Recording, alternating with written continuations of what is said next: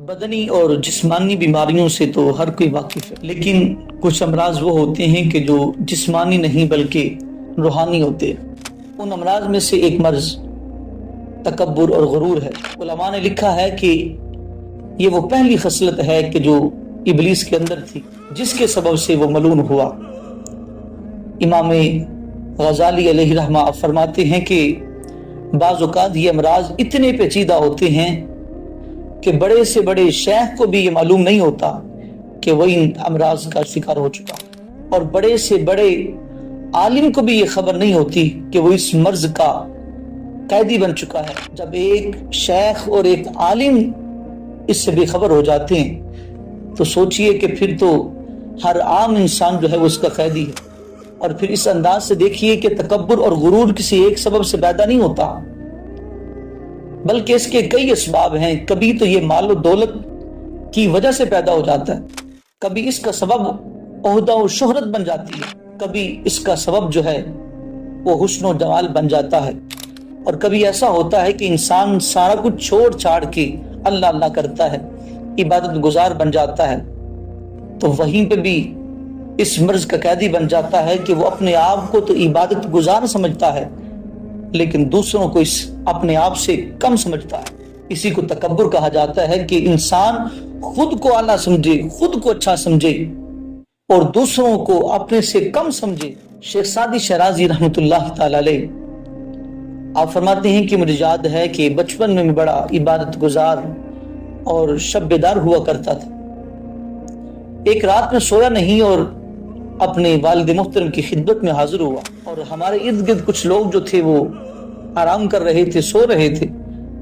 تو میں نے اپنے والد محترم سے یہ عرض کیا کہ ابا جان، یہ کیسے لوگ ہیں کہ 2 رکعت نماز نفل بھی نہ پڑھ سکے، ایسے سوئے ہوئے ہیں کہ جیسے مر گئے۔ تو والد محترم کہنے لگے کہ تمہارے ان لوگوں کے عیب بیان کرنے سے بہتر یہ تھا کہ تم بھی ان کی طرح سوئے رہتے۔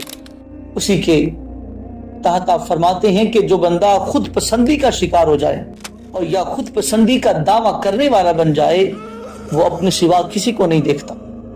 اسے جب بھی اچھائی نظر آئے گی اپنے اندر نظر آئے گی، کوئی اچھی بات نظر آئے گی تو اپنے اندر نظر آئے گی، کیونکہ وہ کسی کو دیکھتا ہی نہیں، اس لیے کہ اس کی آنکھوں کے سامنے تکبر اور غرور کا پردہ جو ہوتا ہے، جب بھی دیکھے گا خود کو اچھا دیکھے گا، اور جب کسی اور کو دیکھے گا تو اپنے سے کم دیکھے گا۔ یہ تکبر ہے کہ جو انسان کے اندر پیدا ہو جاتا ہے تو تمام بیماریاں جو ہیں وہ اس کے ساتھ مل کے جو ہے وہ انسان کے اندر آ جاتی ہیں۔ اور پھر دیکھیے کہ تکبر اور غرور تو وہ کرے کہ جو کسی چیز کا مالک ہو۔ ہم کس چیز کے مالک ہیں؟ تکبر تو شان ہے رب ذوالجلال کی۔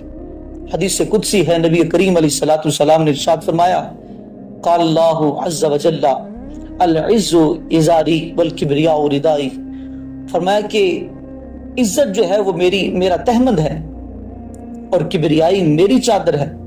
فمن نازعنی بشیء منہما عذبتہ، فرمایا کہ جو ان دونوں میں سے کسی ایک چیز کی وجہ سے بھی مجھ سے جھگڑا کرے گا تو فرمایا میں اسے عذاب دوں گا۔ یہ خاصہ ہے رب ذوالجلال کا، یہ شان ہے رب ذوالجلال کی، جو ان کا خالق بھی ہے، مالک بھی ہے۔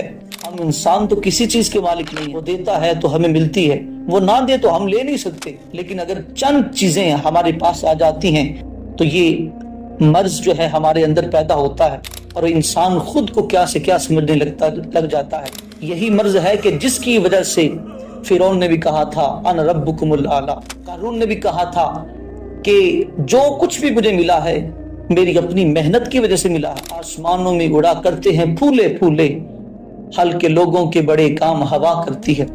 یہ ایک ہوا ہے جو انسان کے اندر پیدا ہو جاتی ہے اور انسان سمجھتا ہے کہ میں ہی سب کچھ، حالانکہ یہ اللہ رب العزت کا خاصہ ہے۔ نبی کریم علیہ الصلوۃ والسلام نے ارشاد فرمایا، لا يدخل الجنۃ من کان فی قلبہ مثقال حبۃ من خردل من کبر۔ نبی کریم علیہ الصلوۃ والسلام نے ارشاد فرمایا کہ جس کے دل کے اندر رائی کے دانے کے برابر تکبر ہوگا، لا يدخل الجنہ، فرمایا وہ انسان جنت میں داخل نہیں ہوگا۔